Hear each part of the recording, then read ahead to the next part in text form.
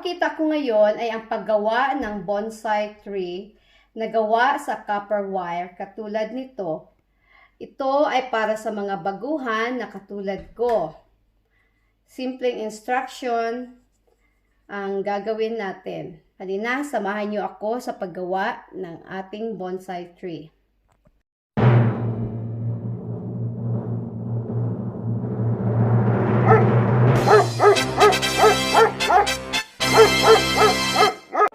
Ngayon, kumuha tayo ng copper wire na ang haba ay putulin natin ng mga 75 centimeters.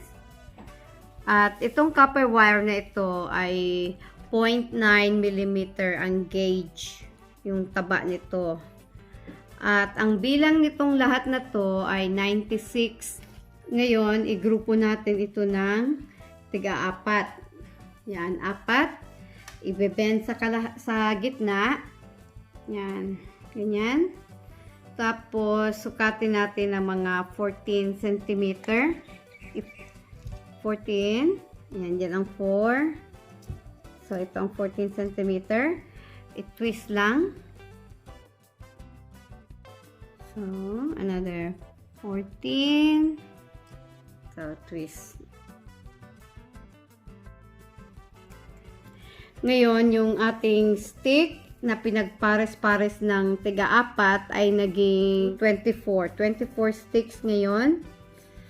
At ang gagawin ay tatalian ng plastic na tali para maging stable habang minamanipulate ang pagtitwist, paggagawa ng branch at paggagawa ng ugat ng ating bonsai.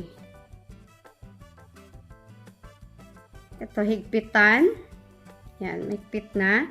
Ito ay temporary lang para lang stable yung ating mga wires, hindi gagalaw habang minamanipulate ang mga branches at ugat. Ito ang ugat, magiging ugat ng bonsai.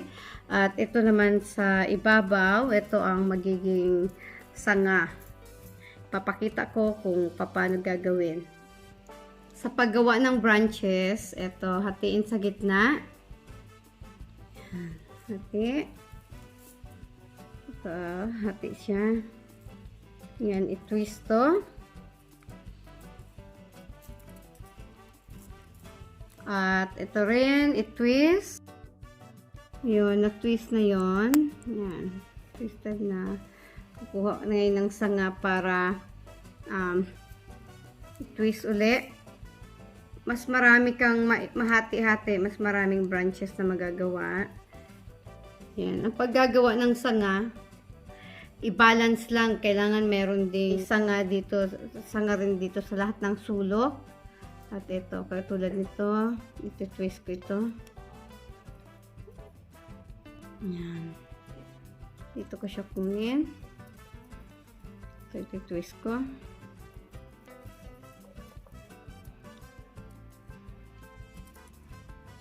Twist lang ng twist.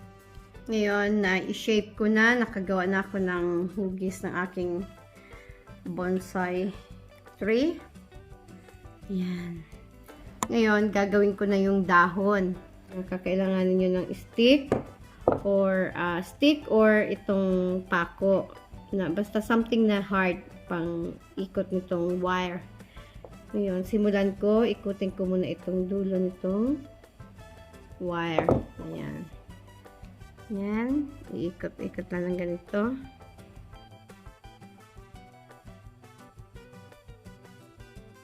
Ayan. At, ganyan na siya. At, uunatin. Ayan. Pag naunat na siya, medyo tutipiin. I-flat lang.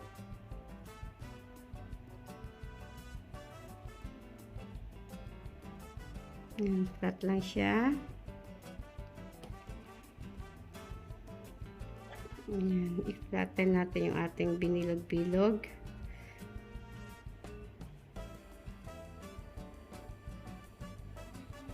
Ayan. Flat na siyang ganyan. Yun, medyo unatin uli.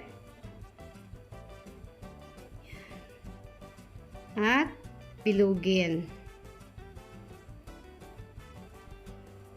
I-shape lang siya na pabilog. Ayan. Yan. Ganyan na. Ito na, halos malapit ko na matapos.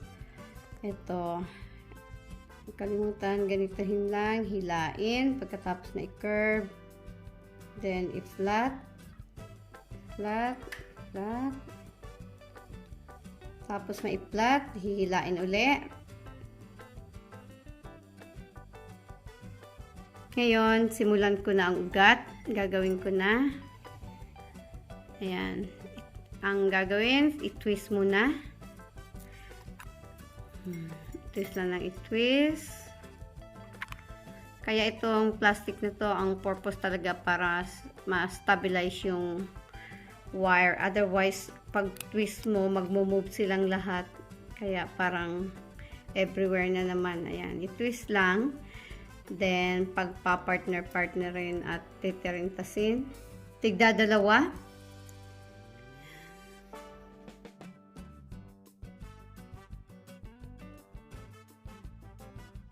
Ayan, malapit na. Pair. Tapos, ito.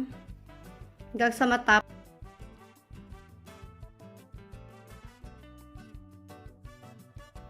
Ayan. Twist ng 2 beses. Ngayon, ang gagawin, i-pa-partner. Ngayon, na-twist ko na yung unang 2 pares-pares. Ngayon, itong nasa ibabaw at nasa dito sa ilalim ng kabila ay iti-twist din. I-twist ng 3 beses. 1, 2, 3. And then, ito na namang isang kabila ito. Nasa ibabaw, kunin yung sa ilalim sa kabila. At iti-twist din ng 3 beses. 1, 2, 3. The same cycle, ganun din. Hanggang sa makarating hanggang dito sa dulo na to. Ayan. Ito na ang natapos kong i-twist ang ugat. Mula sa maliit, papalaki sa baba. Tingnan nyo sa loob. Ayan. Ang ganda na. Ayan. Ngayon, itong dulo, ito ang magiging pangkapit gugupitin ko at ipo-form na ugat na. Ngayon, putol na lahat ng dulo. I-untwist. Sige, mga ganito. Hanggang dyan. I-untwist yan. Kailangan magsuot ng gloves kasi medyo masakit sa kamay pag hindi. Straighten. Kasi gagawa tayo ng mga ugat-ugat na maliliit. Merong malalaki. Yan, pipiliin natin.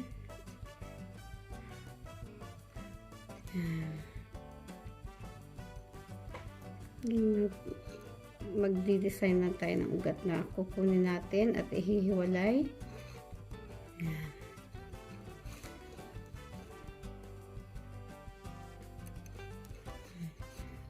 Twist lang.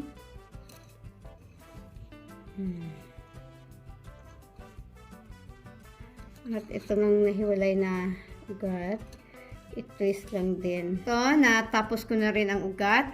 Shinape ko ang ugat sa gusto kong shape. Depende sa paglalagyan. Pwede nyong i-stretch, pwede nyong i-curve. Katulad nito, curve lang itong ugat kasi ilalagay ko siya sa bowl na meron ako. Ngayon, ito ang base na gagamitin ko. Ito. Ngayon, lalagyan ko siya ng glue. PVA glue. Para dumikit yung bato. Yan.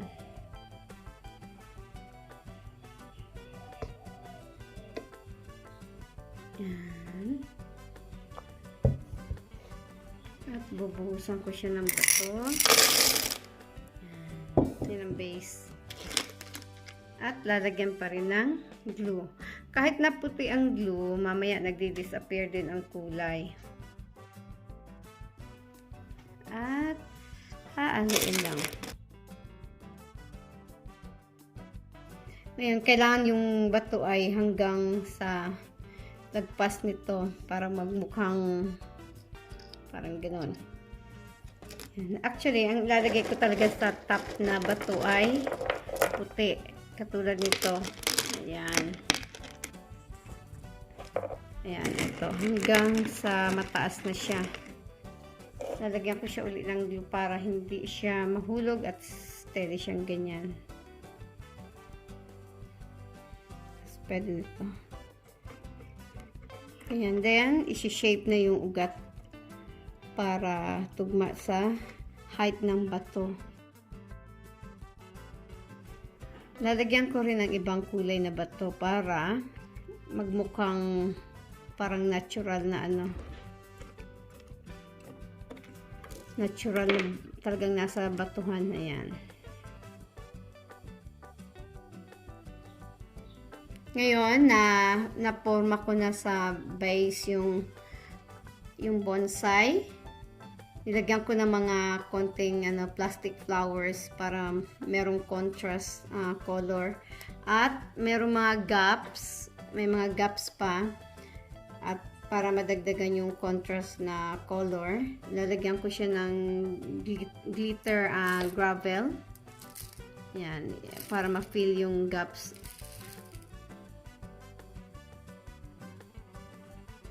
Ayan, itong glitter gravel na color light green, yan, ikalat lang sa mga guts. Ayan, natanggal yung plastic kasi hindi pa siya dry. Ayan, hintay na lang mag-dry itong glue. Yung glue kahit puti yan, nakikita puti, mamaya nagiging transparent na yan, hindi na yan showing obvious na may glue. Then, itong dahon, yan, yung curve ng tree ay pwede pang pupormahin sa gustong medyo nag-spread. Pag tuyo na itong glue, ayan, maghintay lang ng siguro mga 1 hour matuyo ang glue. Then, pwede ko nang ayusin itong mga dahon. Ito na ang finished product. Bonsai wire tree na galing sa copper wire. Nilagyan ko ng mga palamuti na plastic na dahon para magmukhang natural. At sana ngayon ay meron kayong natutunan. Please subscribe, like, and comment. Hanggang sa muli, salamat sa inyong suporta. Bye!